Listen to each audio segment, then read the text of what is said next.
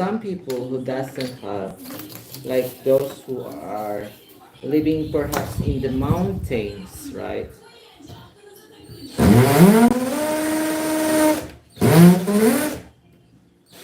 How about those people? Oh, this one's broken. How about those people living in the mountain, right? It's very easy to drill.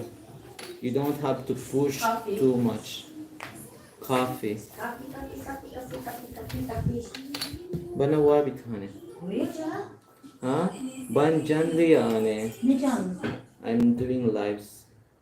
I'm doing live yani. Kahve. Kahve nasıl acaba? Döktün. Dökmedim, hayır, pırıl pırıl. Pırıl pırıl. Hadi afiyet olsun bir tane. Eline sağlık. Eline sağlık. Ben ciddiyim. Bazen canım sıkıldı. Bir şey yok. Çatal, kaşık, bıçak koymak için. Yok bir şey. Evet, sen onu öyle mi yaptın? Ha? Çatal, kaşık, bıçak yıkadıktan sonra koymak için. Evet. Sen onu? Ha? Sen onu şey yaptın. Evet. Niye? O neşe vardı ya. Evet. Neşe bana vardı. Yaptım. Şimdi cırır yaparsan belki ona gider toz. Kahveni iç, ondan sonra cırır yap. Hangisi cır ya? Cırır yapıyorsun ya. Deniyorsun ya. Tamam.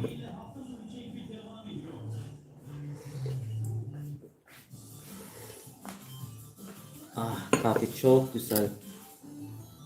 Pis var, pis. Pis sinek. Pis sinek var, pis sinek ya. So we do this kind of thing. Look at that. Look at that. I yesterday we went to the beach because for a couple of hours no wind and very humid and very hot. When we arrived to the beach after 30 minutes it was very windy.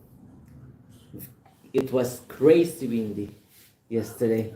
Crazy windy yesterday. So we go home and then I went to fishing after some time.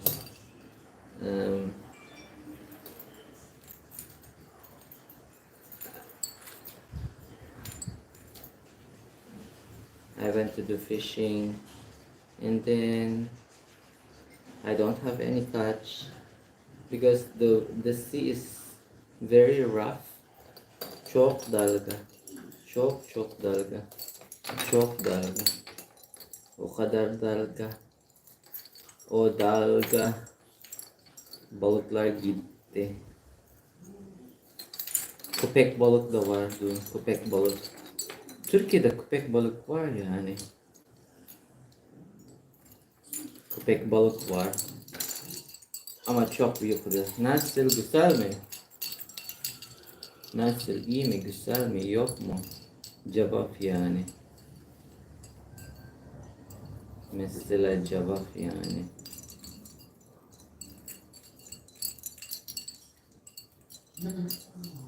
I need a 6-month vacation in Thailand just twice a day, twice a year. Tamam. I need a 6-month vacation in Thailand just twice a year. Çok güzel değil mi? You wanted to stay 12 months. If you want, go and live in Thailand. Evet işte öyle.